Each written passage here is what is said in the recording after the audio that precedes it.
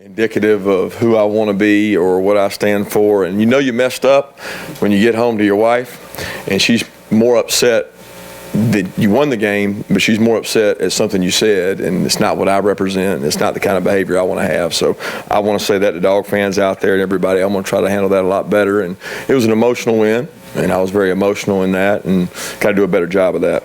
But to Chamberlain, I also want to say she comes to every Thursday night to this event in here. We have a radio show. She's here with us every Thursday night. She takes pictures. She does an outstanding job, and that was a very scary moment, I know, for our players and for me, because we looked over and she was motionless at the time, and it was a pretty scary situation, I know, for Brian and Jake. But we want to wish her well and thank her for all the work she does. She does a tremendous job. With that, I'll give a couple updates on the injuries. I don't ever know exactly who you're asking about, but the Cade is banged up. Don't think he's going to be able to practice today, but we think he's going to be able to play, and he's going to be able to hopefully practice Tuesday. Ben is still fighting the injury bug too on lower extremity. We're hopeful he's able to go, and then Cager will be cleared to practice. Just be a matter of whether he can sustain. A little bit about Texas A&M. Jimbo Fisher is an unbelievable coach. This team will probably be one of the most talented teams we've played against. We all know who their 3 losses are against. I feel like their 3 losses are against top 10 teams that are really, really good football teams. And they have an immense amount of talent. As far as their receiving core, will be one of the best we've played against. Their total, I think they got 8 or 9 starters back on offense. Really, basically every position outside tight end and a running back is coming back for their team. And when you watch them on tape, it really jumps off the film at you. So our kids understand the challenge we got. It's part of the grind in the SEC to be beat up and have to play another good football team. And that's what they are. They're coming to Sanford Stadium for the first time. So Jimbo and I have been on a staff together before. Obviously, Coley and him have been on a staff together for a while, and got a lot of respect for the way his teams play. And they're really good in all 3 phases. So this will be a big test after an emotional win that we'll have to prepare really well for. So with that, I'll open it up. That's a question, Kirby. Kellen Mond, maybe as good a quarterback as anybody you've ever faced. Kentucky quarterback could run, of course, and Notre Dame book was good too. But this guy seems to combine both of them with a dangerous running and passing skills. Very much so. He is probably improved as much as a player from high school to now as any quarterback I've ever seen. I liken it to when Dak first went to Mississippi State and Dan took him and did all these really good things with him. Jimbo has really, this kid has a tremendous arm talent. We know the athlete he is. We know he can run, but that's not, it's not like you say, well, this guy's a runner first. He's a really good passer. And the beauty of it is he plays in a pro-style offense and throws to some really good weapons and checks things, moves things around, but is extremely athletic. And when I say athletic, I don't mean like, oh, he's going to scramble for a first down. When he takes off running, he continues running. And there's guys out there that just can't catch him. And he doesn't always look to do that, but when he does, it's extremely dangerous. So it makes you play him a different kind of way. So we've got a tough charge in front of us. Kirby, with Spiller and Richardson, they each went over 125 against South Carolina the other night, and a lot of their damage was done when they're both in the backfield. They were clearing holes for each other. For years, we watched 2-back sets, but with what they're doing, how unique is it, and how much do you see that, and how challenging will that be? I hate to compare it, but it's completely different football, so don't misquote me on this, but it's like the triple option of today when you have 2 backs in the backfield, because nobody knows really how to defend it anymore.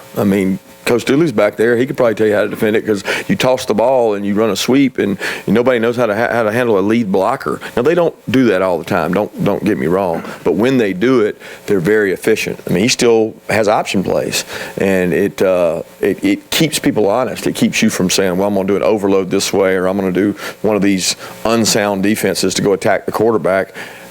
when they run an option play, and they do a tremendous job of it. They're very different runners, but he did some of those same things at FSU when he had Dalvin. He uses the stretch ball. He uses some different plays to really highlight the two backs he has, and they're running the ball more and more efficiently as the seasons. Like, you can see how they've gotten better and better and better at running the ball every game, and it really came to fruition against South Carolina.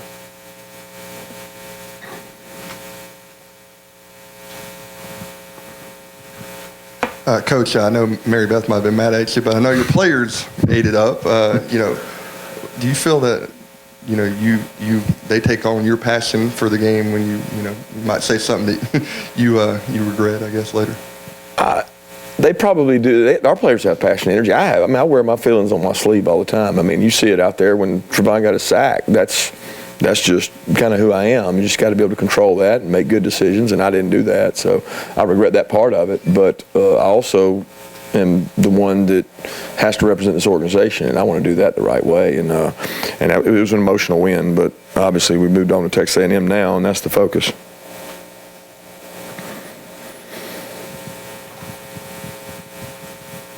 Kirby, you've gone up against a Texas A&M team before when you were at Bama. This is their first visit to Athens, their first game against Georgia as an SEC team. What are your thoughts just on the uniqueness of that, and do you wish that these West teams could rotate and play in Athens more often? Yeah, I don't know how to make it happen other than a 9-game conference schedule. It's crazy that they've been in how many years? Y'all know better than me. 12. And so they've been in 12 since 12 or 12 years? 12. Oh, so it's not 12 years then. 2012. I got you. So that's how many years?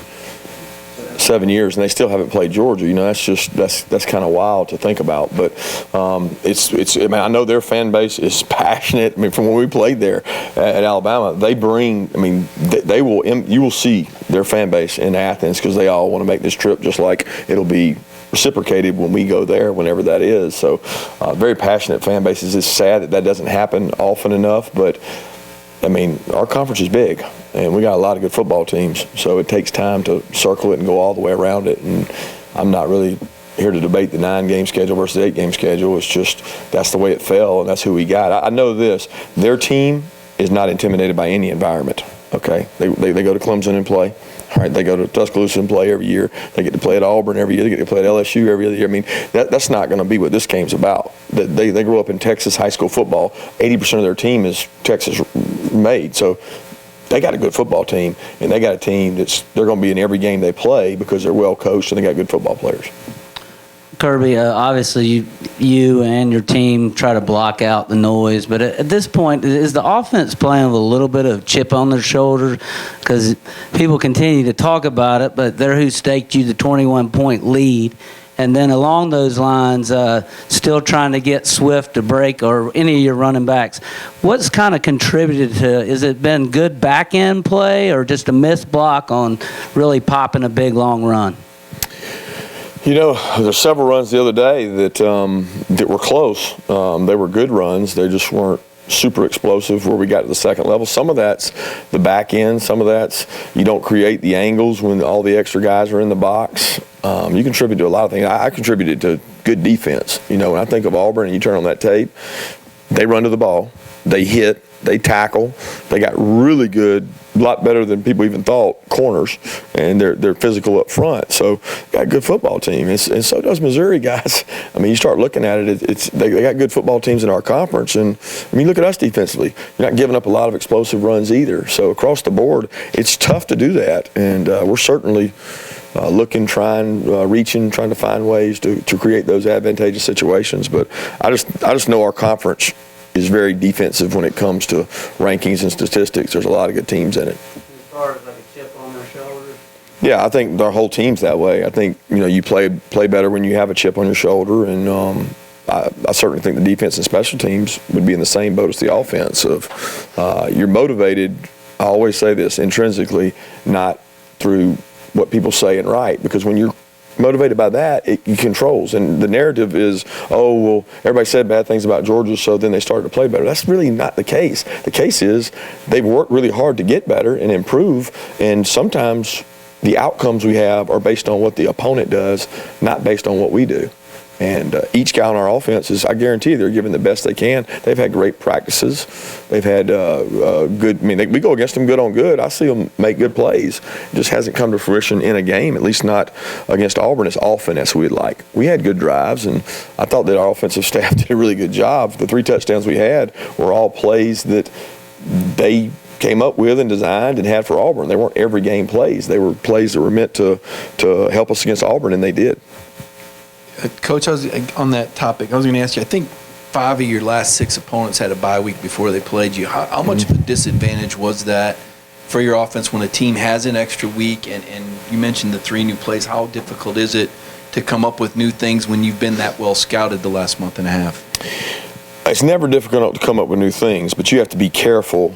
Good football teams do what they do. Best football teams I've been around, they're not tricking you. You don't trick people in our conference. You block them. You don't scheme them.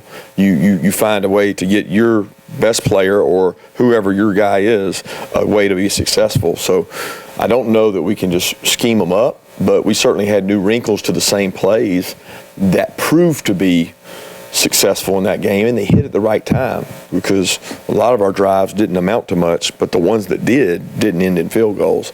That's probably more important than having a bunch of field goals, and that proved to be the difference, at least in that game. I don't know if that answers your question or not. Kirby? About the off week, obviously we don't control that. I couldn't remember what you said first, but I didn't realize that if that's the case, 5 of the last 6 seems crazy. I didn't realize that was the case. I didn't know the stats somebody said about them being 9-0 after off weeks, or Gus had been 9-0 after off weeks, and I'm glad nobody told me that before the game. How much more can you get done in that bye week, I guess? Well, I think you rest your team. Most coaches have a philosophy in the bye week. You don't go practice for the other team you're going to play. Kids get sick of it. You can't practice for the same team for 2 straight weeks without getting fed up with it. I'm always concerned with that. What you do is you rest your team. You look for new ideas. You look for new plays, new wrinkles, a new way to do the same thing. I think that part helps you. But you're also always concerned about coming off an off week, how they're going to respond. Kirby, from your perspective, what has contributed to the improvement in the run defense from last year to this, especially with a lot of the same personnel coming back from last year? I think Dan's done a good job. This is no knock on Mel because I'm as much responsible for it as anything. Dan's done a good job of bringing, whether it's new ideas, less risk averse. We got secondary back. I mean, when you got a new secondary and you got true freshmen or sophomore that haven't played back there making a lot of calls. Last year's defense was almost so completely new because if you go back to the year before that, there were kids that had played for 3 and 4 years off that team that went to the national championship. So it was a tough year. Defensively, man, you were holding on every time somebody moved or motioned. This year, you feel more comfortable being aggressive, and we're reaping the benefits of experience. Kirby, what's been the key for you guys? Each year, y'all have had, it's tough, obviously, to run the table in college football these days, and had a tough loss, but have always seemed to. And here you are again, and that where you kind of control your fate and know what's ahead of you. What's the key to sort of making, bouncing back from tough losses, not letting them ruin your season? And just kind of as a follow-up to that, do you talk to your guys again about not paying attention to the outside noise and knowing, what people are talking about, playoffs and championship games and that sort of thing? Yeah, I don't. I mean, that's not a message. You don't control that. These kids live and die by these things, man. I mean, they got them with them. They're gonna see it. They're gonna hear it. They're gonna. What you try to emphasize is the facts. Here are the facts. If we block and tackle people, we're pretty good. You know what I mean? If we block and tackle people, if we do simple better, we're pretty good. If we don't, and we turn the ball over and we don't play well on special teams and we give up big explosive plays, we're not very good. So what's going to allow me to do those things? None of the other stuff matters. None of it matters. So, if you get their focus on playing better and getting better, especially the second part of your roster, because we got 2s that are having to play now. And so now this week, more 2s are going to have to play. The next week, maybe more 2s are going to play because you got more guys getting injured. So how do I get the rest of my roster better is really all we focus on. Kirby, you touched on this Saturday night, but the job Jake Camarda did on 11 punts, and how important, obviously he's been up and down. All of us can see the strength of his leg, but how important was it, you think, for the overall for him to put a performance together like that? in that moment, it was obviously one of the pivotal. I mean, it was a field position game. So with him doing that, he flipped the field position, did a tremendous job. Can't say enough about. I mean, the thing about all the confidence and sticking with him, we're at practice every day.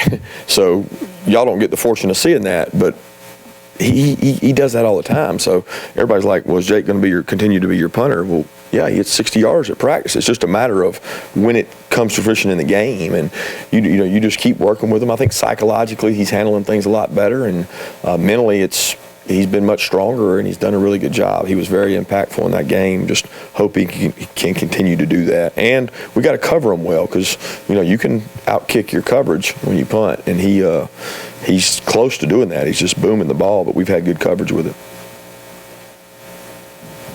Kirby, this is your last SEC game in the regular season, but it's the first SEC team that you've played that has a starting quarterback who was the starter a year ago. Mm-hmm. I know a couple of times it's been freshmen you faced, like with Nick's this past weekend, but even with Tua's situation this past week, does it seem like quarterbacks to you are getting hurt more often? And I know Nick after the game said, I don't put injuries in my thinking when they can play. If they're healthy, they play. Do you find yourself thinking more about injuries? And just kind of curious about that quarterback position, why it seems to be happening more than ever. Well, I think this has been talked about several times. So your people have asked me this question. I do think they're getting hurt at a little higher rate than usual. I don't know if that's an outlier or if that's going to become the norm. I think it's because design of offenses is all NFL mentality, get the backs out, get everybody out. You don't see people max protect. You don't see people 7-man protect. You see people run their quarterbacks. That's an extra option to rush the ball. As offenses have grown and scoring has exploded, so has the exposure of quarterbacks. And defenses take less regard for contain, for true base defensive principles, and all they look for is how can I hit your quarterback? Right, wrong, or indifferent, that's what they're trying to do. It's what we try to do. That's what everybody tries to do. So when you do that, they get hit more. And when they get hit more, they get injured more. And I don't think the trend's going to go away. I think our conference and NCAA rules are trying to protect quarterbacks more. So we actually coach the decision you make to stay off the quarterback, because that'll kill you. And they're protecting them. But ultimately, they're getting hit more. I mean, legally hit. And that creates more injuries, which is tough. For all the concern about the lack of explosive runs and the injuries along the offensive line, DeAndre Swift still topped 1,000 yards already at this point in the season. How has he sort of improved every year and sort of gotten to this point where now he just seems like he's, able to, regardless of what's in front of him, churn out yards for you guys? Yeah, he's always been really talented. I don't know that the talent, maybe his quickness, his knowledge, his protections, his route running, all that has improved throughout his career here. Dale's done a great job with him, but he's been uber talented the whole time he was here. He's just playing with some really good players in the backfield, and what I think this year has shown is the exact question everybody had: can he endure? Can he take on the load? Can he handle the responsibility of X number of carries, whatever that number is? And I think he's proven that he can do that well. And I mean, to me, he's one of the most talented players in the country. He makes things happen when they're not there, and we certainly wouldn't be where we are today without him.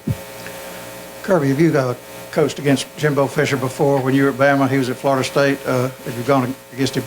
Yeah, we had one game, I think the first year maybe, but I've had I was on staff with him at LSU, and I've been around Jimbo almost all my life. As a player, he was a coaching there at Auburn and things. So I've been around Jimbo a lot, got a lot of respect for him, and he's always been a close friend. For the senior class, it's their last game in Sanford this weekend. The senior class has a lot of icons. You think of Rod. What impact has the senior class had, and what are your final departing thoughts for them as they play their last game in Sanford? Just proud of everything they've meant to our program. I mean, some of those seniors are part of our first class, but a few of those, I don't know how many, were still the Tay Crowders and Mike Barnett's were already here. So it's a unique group. It's the first group that we've had for 4 years.